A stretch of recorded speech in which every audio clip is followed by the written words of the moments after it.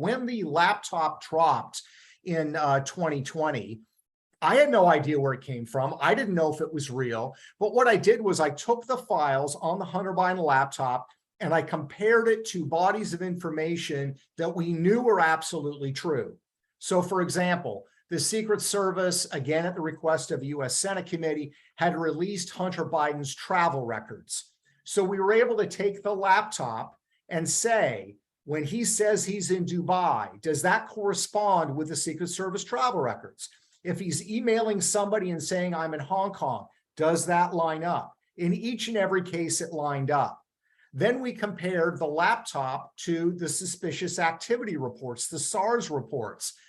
When the emails referenced $5 million being wired to Hunter Biden's business, does that correspond with the SARS? And again, it lined up completely.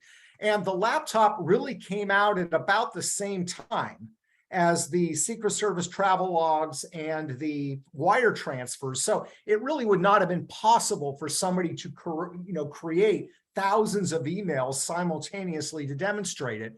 Then the final thing we did, Michael, is we looked at Hunter Biden's laptop emails and we compared them with a collection that we'd received from Hunter Biden's business partners, a guy named Bevan Cooney, who's in jail. He shared his Gmail account with us and we looked at it. The Hunter Biden laptops that have Bevan Cooney correspondence on them, do they actually line up with Bevan Cooney's Gmail account?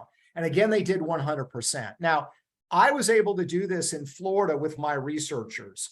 The New York Times, the Washington Post, CBS News, ABC News could have done the same thing, but they were not interested in this story. They did not pursue this story. If you had told me that information would come forward that Jimmy Carter's family or Ronald Reagan's family was receiving tens of millions of dollars from Russian businesses that were linked to the KGB, it would have set off alarm bells, rightfully so, to all kinds of news outlets.